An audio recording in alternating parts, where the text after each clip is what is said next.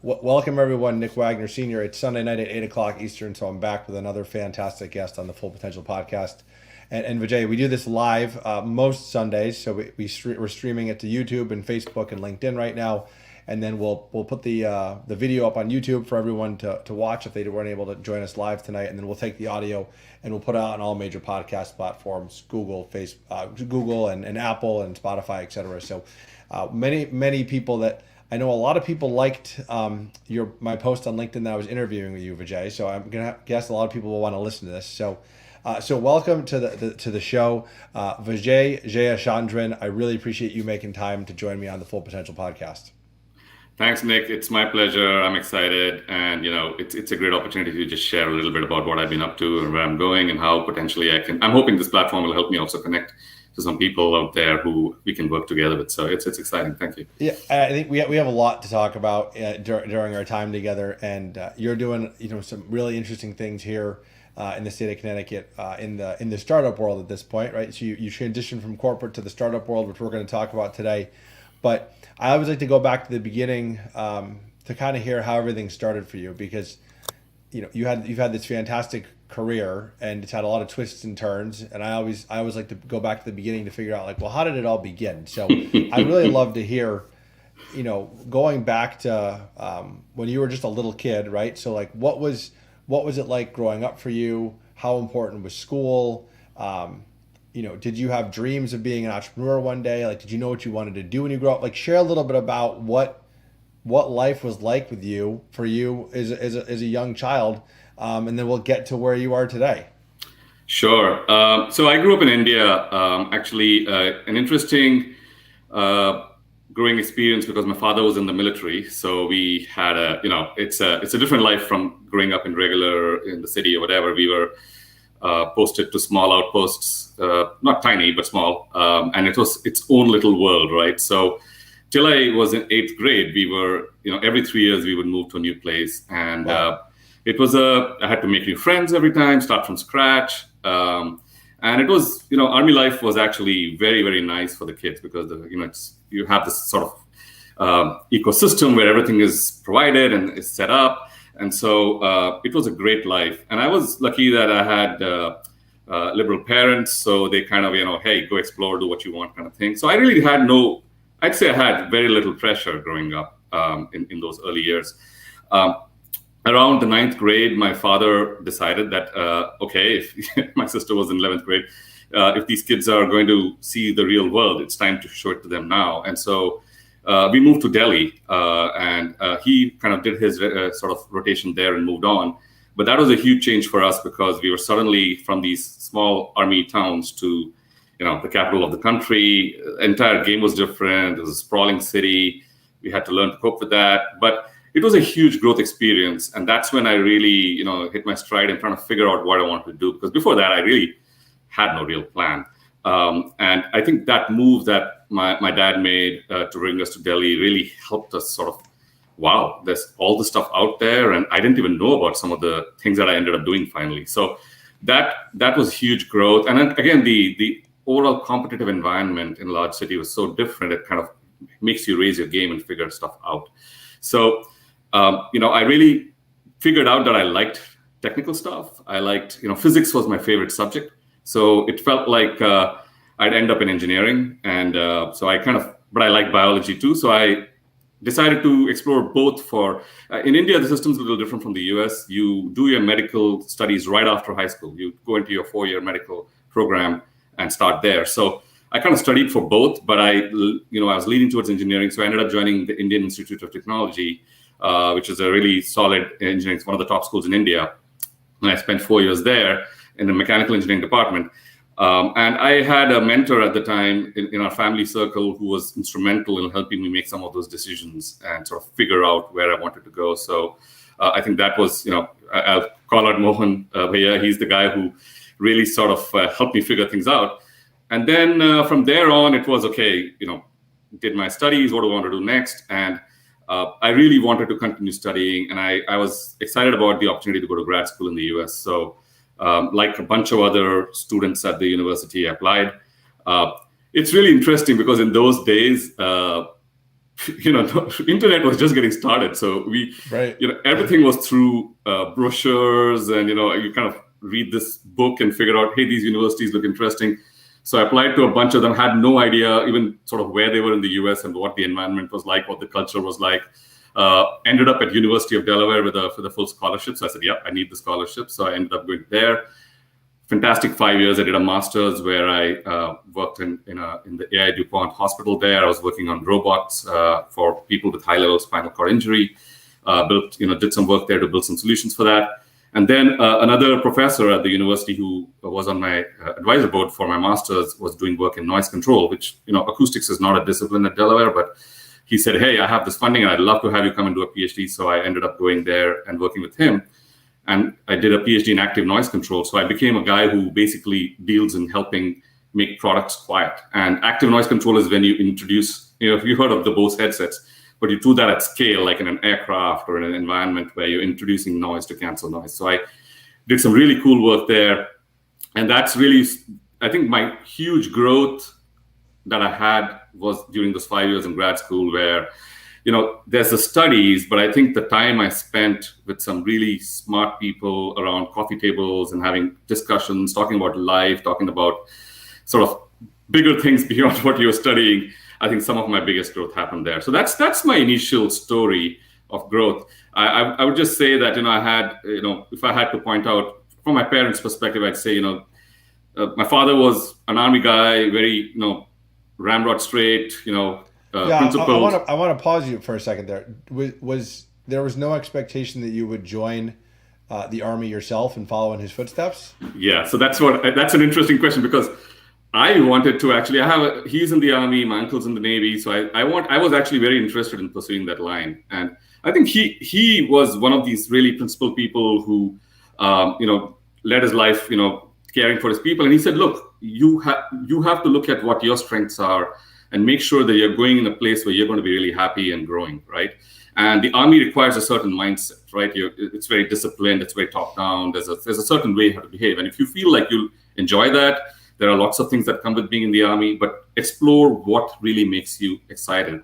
And I realized that as I started exploring sort of the technical world, that's where I was very excited. And there's always the opportunity to join the armed forces afterwards too, after you finish a technical degree, but things conspired differently and ended up different place. But there was no real expectation. It was more a candid advice saying, look, you can see what my life is like and what I'm doing here. If that fits, go for it.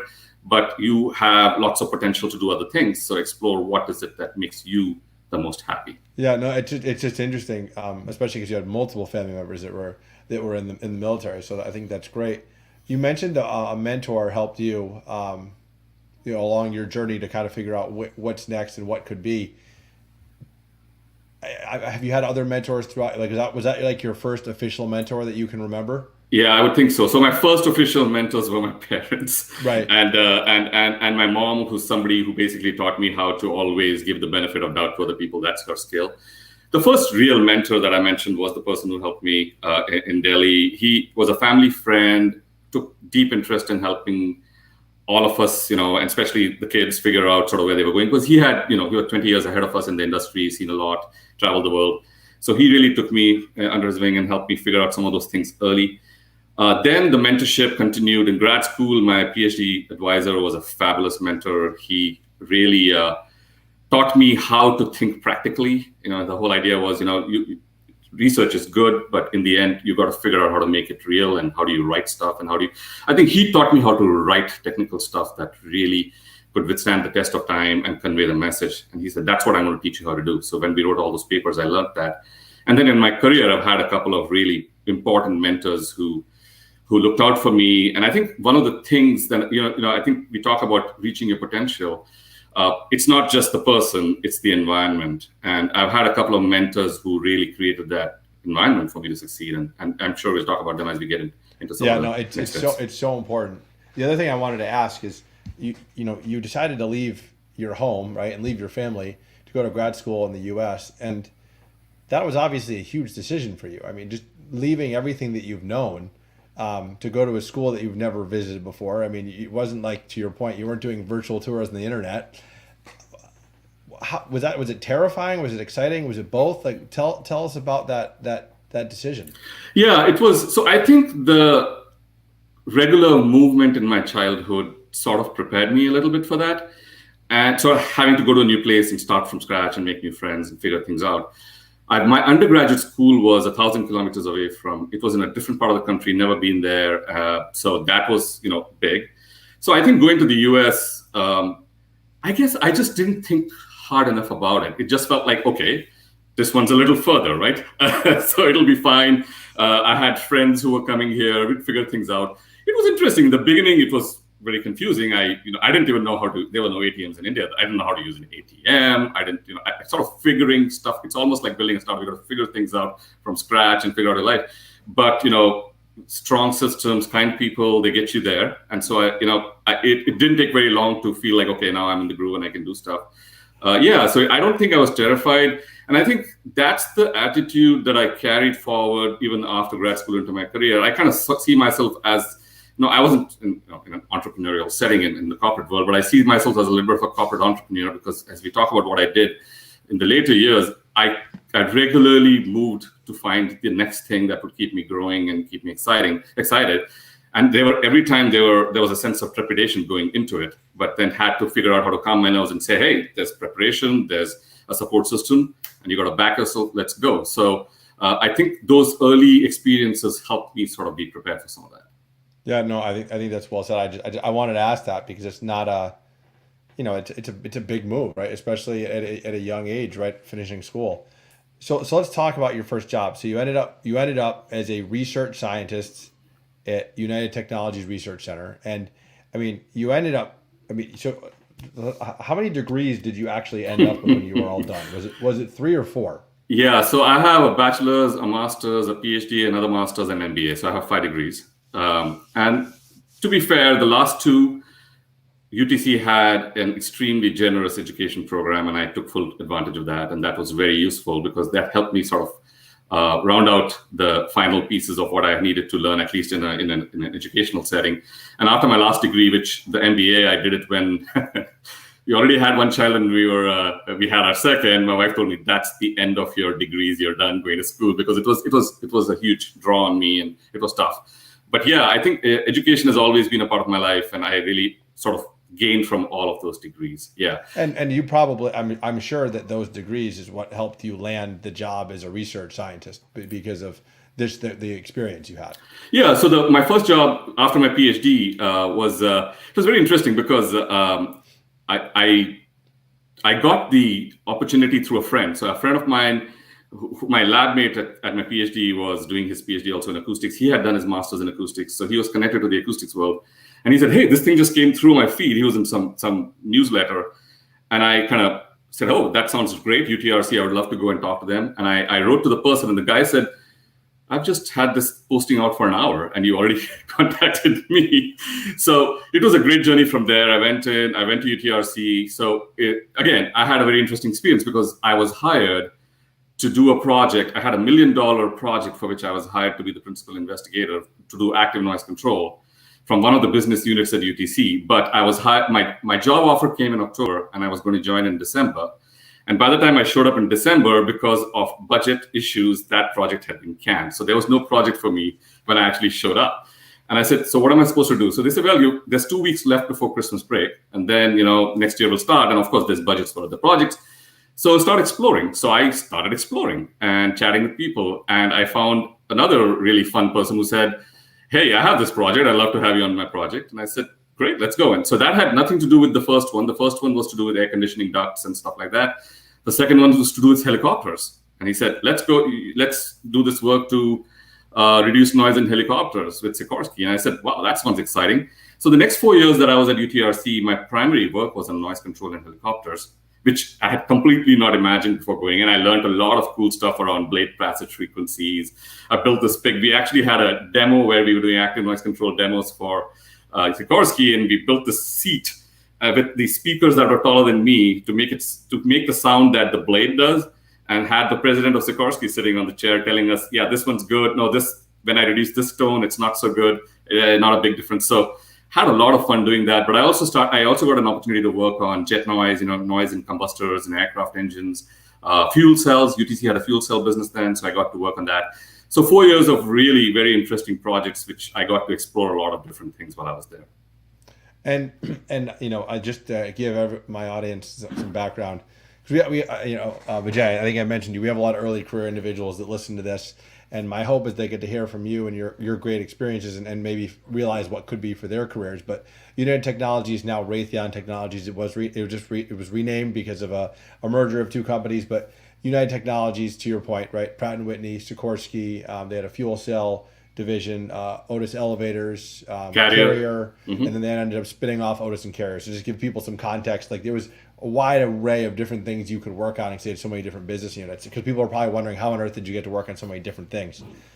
So, and I want to definitely get to your current role with your startup, but you were at UTC for over 20 years. You went from originally the research center. You did other roles. You did roles internationally. You came back to the U.S. and you ended up as a VP of product development. So I think when people look at your career, one thing that the early career professionals always ask is how did you find your next role, right? So how did you keep finding the next thing? Was it you seeking it out and interviewing and applying? Was it someone tapped you on the shoulder and said, "Hey, come do this"? Like, can you share a little bit about that, because you had a variety of different roles and people always ask that question. No, absolutely. So just to give a quick, and I'm going to run through this very quickly.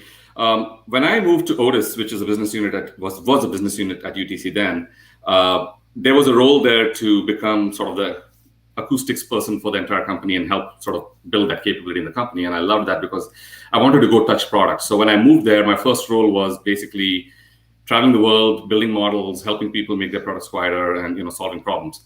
And over time, I built an advanced simulation team there. That was a lot of fun to do. And I think I started asking the question, this is great. I was doing well. I was, compensated well. I was growing. But I said, what else? How can I continue to grow? And I had a mentor there who said, he set me right and he said, well, that's an interesting question. But if you turn it around and ask the question, how can I increase my contribution? How can I contribute more? Then the growth comes automatically. And I said, well, that's a different way of thinking of it. So I said, what can I do to contribute more and where can I go, right? And the natural thing was, well, you're in a role where you're supporting the business because you're doing these simulations, but you're not building the product. So you should get into product development. So, they found me an opportunity to go and start, leading a global product development team. So I did that for a couple of years for a very mechanical team. I was working with the team that built, suspension systems, coated steel belts for elevators. And then the next opportunity came from left field because my senior leaders knew that I wanted to continue to expand breadth besides depth. And so I wanted to have a rounded view of the business. And I'd been talking to them about that. And there was a software group that the leader had left. And they said, we want you to go run that group. And I said, wow, I know nothing about what they do. They said, you'll figure it out. And so they put their confidence in me and gave me a stretch assignment. And believe me, I tell the story. The first week when I was there was a meeting with the field organization because I had responsibility for product development, field support, operations, everything, sort of the product side. And there's this call where for 90 minutes, people are telling issues that they're seeing in the field, right? This is a quality call. And I came home and told my wife, for 90 minutes, I didn't understand a word of what was said in that meeting. And I'm kind of like, where am I? So she's a software engineer. She said, okay, you can figure it out. So I got some books. I started reading. I went and talked to the engineers directly and said, hey, teach me. I can set the strategy, but I need to understand some of the details. I don't need to start coding. And so that taught me a way to sort of really start building breadth. And at that point, the company was sending a lot of people abroad as expats because the market, the construction market was exploding in China, India, etc. And I started having a conversation saying, look, my kids are young. My wife's on board. If you want to send me for a few years with the family, we love international travel anyway. We would love to go explore, as well as I'd love to go and see where the real business is right now. And so the VP of operations basically said, well, I thought I'd go to China, but he said, would you be willing to go to Bangalore, India? And I said, oh, I never thought of that. That's where I grew up in India. But those were some of my most transformative years. 3 years I went there. I went there to run the engineering department, to really grow that team into a self-sustaining, strong organization, and also to bring market-beating products there for the market that was exploding. So really, it was a team that had been around for a long time, but now we had to take them to the next level. And I got a chance to look at the entire operations. So I was embedded in the factory. For a year, I even ran the factory operations. So I got full view of the operations, the supply chain, the strategy, stuff like that. I had to work with the entire leadership team to figure out how to transform the business from a product perspective and bring, additional market share and improve the financials. 3 years of, I saw my family very little. I used to be sometimes the last person to turn off the light in the building, but huge growth. And I really got to see the business from end to end and learn what it takes to build. Because the other thing I didn't have when I went there was a knowledge of the emerging market. All my thinking was rooted in how I did things in the US. So I got to learn that. And after those 3 years, when I came back, the next thing I did, Otis was going through some changes. And the marketing organization, the person who ran that organization said, hey, I know you're very interested in the business and seeing some of this sort of stuff on the sales and marketing side. Would you like to come and join my team? I'm building a new team. So for a year, so again, this one came from the knowledge that I was exploring. And I loved it. I spent a year as the global marketing director for high-rise systems, all the tall buildings, Burj Khalifa, stuff like that. Figuring out the product strategy, the business strategy, how to gain share in that market. Within 4 months, I had to put together marketing collateral and stuff with the comms team for a big expo in China. So I had to learn all that from scratch. I didn't know how to put together a value proposition. So I learned all that. So I got to really understand that side of the business. I've traveled the world, met consultants, architects, salespeople. What are the challenges? How hard it is to sell? And as an engineer, you kind of assume that I make a good product, you can sell it. And then finally, when I came back and talked to some senior leaders, I said, I really want to get back into building something. I love this marketing stuff, and I really learned a lot, but I want to build. And that's when I was given the opportunity to lead a very substantial part of the engineering organization, basically the global team that built out the critical parts of the elevator and the next generation technologies. And I led a global team of people who were building the next generation IoT 24/7 connected solution for the elevator, along with other really interesting technologies. So that's when I really got to operate at scale, to see, okay, now you own an organization of 600 engineers. I was participating in all the strategy conversations at the senior leadership level and really understand how you can, take from, you have the details, but how do you think in that sense? And you have to change your mindset completely in that role. You can't be in the weeds. You really have to build a team below you and work with them. So that was my last assignment at Otis before I left. And it was 20 years at UTC, traveled the world, worked with some incredibly smart people, worked on some great projects. And the possibilities of getting breadth are there. But every one of those moves I made started out with a sense of trepidation, a lot of learning, and I had to figure out how to make it through that. And once you're in and you kind of go in with that attitude, it sort of falls together. And I had the support system. I had leaders who were willing to take the chance on me, which is sort of a critical piece of all that. See, I appreciate you being so honest, because I think a lot of people look at individuals like yourself that they keep getting these new opportunities and think like, well, it's all just easy, right? Like it was easy for you. Like this probably wasn't hard at all, right? But you were being very honest that it took an immense amount of learning. There was a huge learning curve with a lot of these roles just because you had never done it before. So I appreciate you being so honest. So I want to talk about this because you are leading like huge teams, right? And you had this 20-year career in the corporate world, and you've gone from that to, and I'm just looking at your LinkedIn, so it was 2020, you founded your company, ACW Analytics, which is, it couldn't be more different as far as like the size, right? The size and scale compared to where you were before. And I will say this though, I think all the different experiences you've had at UTC have definitely probably helped you when leading your own business, because you probably had to do so many things. But share with us, Vijay, like what is ACW Analytics and why make the pivot to being an entrepreneur? Like how, like, because I feel like this is your second part of your big part of your journey. Yeah, absolutely. So I personally believe that our careers, all of us are like rockets, right? So I don't know if you know about single stage and multi-stage rockets, right? So a single stage rocket gets you out in one shot, but multi-stage rockets, the first one gets you to a certain height, drops off, and the next one. And I think some of us are like multi-stage rockets. The first rocket, you start running, go really fast, it gets you so far, but then you kind of run out of fuel a little bit and you say, hey, what's next to really keep me excited to go? And you need to refuel. And that's sort of what I feel I'm doing right now. So, when I left UTC, I didn't really know. I felt like I needed to sort of take a step back and really reassess and figure out what would be the next thing that would keep me really excited and going. And I took a break. I I didn't interview. I didn't like have another job lined up. I basically said I have no bandwidth. I was very busy. I had no bandwidth to think. I said I need to just get out and think. And so, what I did was I basically took what I like to call an extended sabbatical. And it was a time to reinvest in myself. And that was the first time after I left grad school that I had this opportunity to just, no pressure from the workplace, reinvest, right?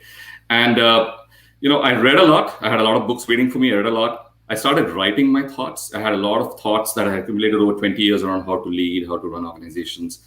I was very interested in the topic of disruption in the few years before I left UTC, because I saw that a lot of these upstarts who are coming with technology can sort of really disrupt large companies, and how do you sort of innovate in the new world, right? So that's what I was thinking about, and I started writing down those thoughts, and it ended up becoming a book, right? So as I went along, I realized I had enough to write a book, and I ended up writing a book called Empowering Leadership, and I'm sure we can get into that in a bit. But that was my way of clarifying to myself also, how do you lead in this world where things are changing so fast? And as I was doing that, I started also thinking, what is the environment I want, and what's my new operating system? And I realized as I reflected that I wanted to go into something smaller. I didn't mean to go to a early stage startup like ACW. I basically thought I'd end up in a company that had a Series A, Series B funding, and they're trying to scale, and somebody with my experience can come in. And I wanted to be in a mission-focused environment. And I also wanted a second piece was to give back. I really felt like, okay, I have experience. How can I start giving back? And I came across Mustafa Anlouhi, who runs I was introduced to him by a colleague who runs the University of Connecticut Incubator. And basically the opportunity to, hey, we've got startups here, tech startups, very technically strong, but don't know how to go to market. Do you want to join as an entrepreneur in residence and start advising some startups here? And I said, that would be... Pause for 1 second and explain real quick, what does that mean, the entrepreneur in residence? Because a lot of people that don't know probably have never heard of that term before. So share a little about that before you jump to your company. Yeah, so EIRs are defined a little bit differently depending on where you are in an incubator or an accelerator. But at UConn, basically an entrepreneur in residence is somebody who has a lot of business experience. Either they're serial entrepreneurs, or they have experience from other sort of my role, corporate role, etc. And we help the startup founders figure out how to bring their product to market. So we help them with strategy, we help them with fundraising, we help them with putting together a good message, anything that they need, because what we find in university environments is the technical knowledge is very, very solid. They have patents, they're deep in the weeds in the technology, but that's not a product. To monetize and to build a product, you have to talk to customers, you have to figure out how you're going to actually, is somebody interested in paying for this, right? And so EIRs really step in and help them make that leap across and bridge that gap and help them become successful entrepreneurs with products in the market. So that's what we do. I started advising a couple of really neat startups, one a water purification startup, another one ACW Analytics. And, for a few months, I worked with this team. So let me tell you a little bit about ACW Analytics. So I did not start the company. It was started by a professor and a couple of grad students out of the environmental engineering department, who've been doing more than a decade's worth of work in predicting the impacts of severe storms, thunderstorms, hurricanes, tornadoes on the electrical grid. So they've been working with local electrical companies to help them prepare for those. And they came up with some new ideas that they wanted to monetize and said, let's start a company. And when I met them, they had an idea, they had filed for a patent, but, okay, what's next? So I started advising them last year over the summer. The CTO, Peter, who was a CEO at the time, he's a grad student finishing his PhD, built a proof of concept of our technology. And when I saw that, I realized that this was pretty transformative what they had. It was obviously applicable to electrical utilities, but the ability to actually figure out what's going on in a big storm is happening, because usually it takes days to figure it out. And our technology, we use remote sensing data and AI to figure out within minutes as the storm hits you, things are breaking there, those are the disruptions happening. It's huge for decision makers. And we then use the same techniques to project outwards. We have a model. So when we build a model, we can use climatological projections to also tell you what's coming and help you prepare. And that base capability is so wide that you can apply it to all sorts of critical infrastructure, right? For planning ag, for mass transit systems, for telecommunications. And you can also use it for all sorts of planning and insurance and underwriting. And people are really worried about climate change and what's coming. And most techniques today look backwards. They use catastrophic models, which are based on statistical aggregation of the past. And just like in disruptive times, past is not an indicator of the future. With this also, if you have a model, you can actually start looking at what's going to happen in the future. So we have a niche capability that we're trying to bring to market now. So when I saw the POC was solid, we had really good results. And I was at the stage where I was trying to figure out, okay, I had some things going on my family side too, because when I left UTC, we decided, okay, this is a chance to really look at our future. And my wife, who's also a working professional, was also exploring. So we were waiting for things to settle down. She found a fabulous job in Hartford. She's head of product. She's building a product team from scratch, and said, okay, now we're here. We don't have to relocate because we know we are here for the long haul. And I decided to I talked to the team and said, hey, I'd like to come in as your commercial co-founder, because that's what you're looking for. Come in as your CEO and help you build this company. So that's when we really started the journey of exploring wider. And that's the journey we're on. We're very early stage. As you said, I went from my past role down to, we are 2 employees in the company right now, my CTO and myself. We are extremely excited about the future, doing a lot of market discovery now, and we plan to really, in the 3rd and 4th quarter this year, start hitting our stride. So very different environment. And I'm excited because, it's so different from what I did in the past, but it's a chance to really get back. I feel the same way I felt when I had just finished college. I'm full of energy. I'm excited. I can, work with the team to craft out strategy. We can figure out where this goes. It's a high risk journey. There's no guarantees, but I've done the mental calmness and math to say, okay, it's fine. Let's go, because we can do something very meaningful with this technology. Let's give it a shot. You say it's different from what you did at UTC, but a lot of what you did at UTC is absolutely going to translate to this, right? I mean, the strategy absolutely. You did there, the product work you did there, the marketing work, running technical teams. I mean, yes, it's only 2 of you right now, but just hearing you talk, right? I can just picture like all of the experience you had, helping the 2 of you along with this journey, right? And for anyone listening, I mean, no one likes to lose their power, right? As an example, when power goes out, it's like the world ends now, right? Because it's like everything we do, like we're doing right now, requires power on the internet. So having a technology to help get power grids back online as quickly as possible is, I'm sure, positive news for everyone, right? I mean, it's kind of where I would go with that. So no, it's just so interesting, and I appreciate you also talking about the entrepreneur residence and what that is, and I feel like I have all these guests, Vijay, that I feel like I have to do follow-ups with to kind of hear like, okay, where are you now, right? Because where you are, where we're talking today, it's a very different story a year from now as far as what's transpired. I do want to pause for 1 second though, because I want to go back to the book, because I want to make sure that we talk about this, because I just released a book in April. It's a huge undertaking, as you know, right? So yours is called Empowering Leadership, and I just want, if you could just I have, like I said, a lot of early career individuals listen to this, and they might really find it interesting. So share a little bit about the book. Sure. And I think this book really plays well with early career individuals, especially people who are starting to manage teams also. So the book's premise is that, the way we operate in the 21st century needs to be different. Leaders need to behave differently from how it used to be in the 20th century. So in the past, if you were experienced, you had 30 years under your belt, you could just make decisions because the world was changing slowly. So if you've seen it before, boom, you go, right? But in today's environment, disruption is rampant. Change is happening so far. I mean, just think about it yourself. Smartphone's not been around for more than a little over a decade. Everything we do today is very different from 10 years ago. And if you don't adapt and change with the times and you just do the things that you did 20 years ago, you won't be able to succeed.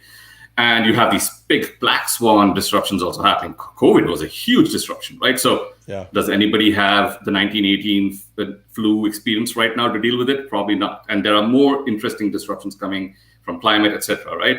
So change is the only constant, and the past your experience is great, but you have to augment. So today's leaders have to basically be willing to step out of their comfort zones. That's the premise of the book, right? You have to challenge your own personal assumptions and adjust your worldview when you face new information, right? But that's not enough, right? So personally, being able to do that is good. Good leadership, you can set the vision. Disruption and change is generally unsettling and scary for most people. And so if you're leading an organization, you have to bring everybody along with you. And they have to come with you willingly towards somewhat uncertain horizons, right? So how do you do that, right? So that's the framework I provide in this book. The first piece is really around self-assessment and really I talk about what leaders need to do on the personal side is to really be willing to listen, willing to change, willing to pivot when the information presents itself. So no kabuki theater, no people nodding when the leader says, no, tell me the truth. That's what I need. And you have to create an environment where that truth gets bubbled up, right? And then you have to make hard decisions when they happen. And then the second piece of the book is a 4-step framework, which says, okay, once you've sort of figured out how you can operate that way, you've got to institutionalize it. And so how do you operate through change? It's a 4-step framework. I'll quickly tell you. The first step is to set a clear direction and North Star. Even though the long-term future may not be clear, you have to tell them where you're going now so they can all figure stuff out themselves. The second is to decentralize and empower. So you say, okay, now you understand the mission. Don't come ask me every time because you know what to do. And go get it done so people can interpret the mission and run. So how do you truly empower? That's scary for a lot of leaders to cut the cord and not be constantly, if you micromanage, it's not going to work. But if you want to move fast, you can't. You'll be the bottleneck. So how do you do that? The third step is creating an environment where you're getting all the inputs that you need, and you're creating an environment where people are speaking up and telling you and giving you the information you need to succeed so that you can make those decisions. And then the last piece I call building resilience. And this is really about you have to help your organization visualize a positive future. Times are tough, right? But they're not going to remain tough. How do you help them? How do you believe in them? How do you engage with them? And how do you set a culture? So one of the things that you hear a lot about today outside is about culture, organizational culture, culture statements, culture missions. I don't think culture necessarily comes from stuff you write on a wall. Mm-hmm. The culture comes from the person at the top. Everybody looks up and sees what's their style, what do they want to really do, how are they behaving? And if you then set that clarity and you set that way of doing things, and you get the next layer to do it and the next layer to do it, because they all understand that's how we want to operate and that's what will be incentivized and rewarded in this organization, culture organically happens. And it takes many years to create. So Absolutely. That's the last piece that I talk about in the book. And it really lays out this way of doing. Now, the one last thing I'll mention about this book is, if you end up reading, and I hope people try to get through that book, there is a very different style that I adopt. And what I do is change is very hard even at the personal level to make some of these changes happen culturally and for yourself. When you say empower, it might be a struggle for you to empower. And so after every section, I actually ask for a pause. I ask a few probing questions, and I ask the reader to put the book down and spend some time just working that piece. If you think that you completely get it, that piece is a non-issue for you, keep moving. But the idea is you have to run experiments in your life and try things and take risks and take chances and, be willing to try out these new techniques. And if you do it long enough, your brain rewires. So a lot of us have instincts and intuitions which are wired from all our past experiences. We are scared of certain things because something's really went bad. Right. To rewire that, it takes many, many attempts again. And so that's the process that you have to go through to change your operating style. And that's what the book also talks about. No, it's fantastic. I mean, and again, to be an entrepreneur in residence at an accelerator or an incubator, having someone like yourself with just this wealth of knowledge from the corporate world and a published author, I think it's fantastic. So the startups and students at UConn should feel lucky to have you there guiding them. So I love that. So we've talked about a lot, Vijay, and we could probably, I always joke, I'm not Joe Rogan, so I don't go for 2 hours on my podcast. But I always close with the same question, and I think I know we're going to go with this, but it's, what is the one thing that you would share with my audience that's helped you reach your full potential? So what's that one thing that's helped you be so successful throughout your journey, right? Whether it be school, whether it be the corporate world, and now the startup world. What's that one piece of advice you'd give my listeners? So I'll give you a little bit of a long-winded answer. So I think I just don't know how you measure somebody's potential, right? I mean, it's just something you don't know, and whether anybody's reaching their full potential, I think it's for the people who come after to find that out. I think what you can measure and what I've focused on is growth. You can measure whether you are growing, whether you are excited, you're engaged, you're inspired, and every day you go in, you're looking forward to doing the next thing, and you're creating something new and building something new. And I think once you sort of figure out a way to, I had a technique at work where every year I would write down the things that I thought could be better, and the next year I put them in my goals, and then I track them to closure, right? And so you can get pretty methodical about evaluating yourself and seeing where you want to go. And even with the career, you asked this question, did your opportunities come from left field? I was very formal with having 6-month conversations with my supervisors saying, I don't want to put you under pressure, but I just want to say, this is what's happening and where are the opportunities. So they know what you're looking for, and they're starting to create opportunities for you. So I think growth, now how do you create an environment for growth? And there are two aspects that I think help. One is you personally need to be invested in that mindset that I'm going to grow and I'm going to figure out a way to manage my emotions and whatever when things get rocky.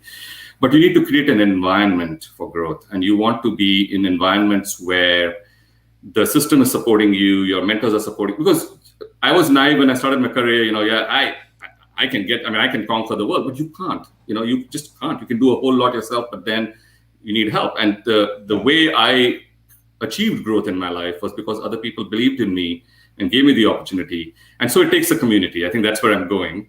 But you have to be somewhat deliberate about establishing that community around you. And if you find that you're in an environment where your growth is getting stifled by the environment, and environments change, right?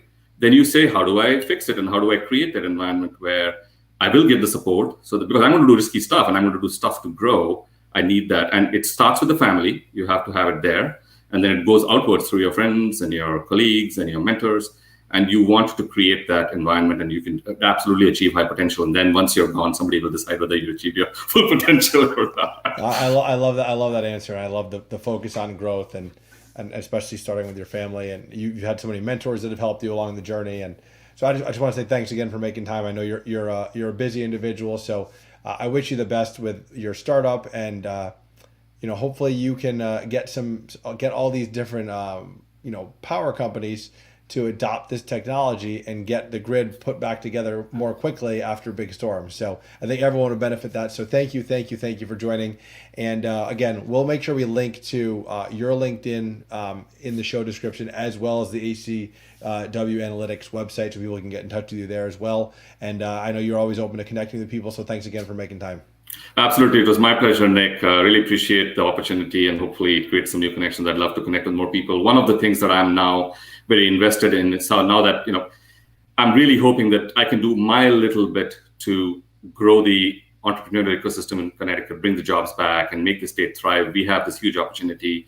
We have built this new incubator in Stanford for AI and analytics out of UConn. And, so I think there's a lot of opportunity, and I'm hoping that it all happens through connections and conversations and interactions. Absolutely. And I love these kinds of opportunities. So thank you so much for having me on, Nick. And I'm sure we'll stay connected. Thank you, sir. Be well. Bye-bye.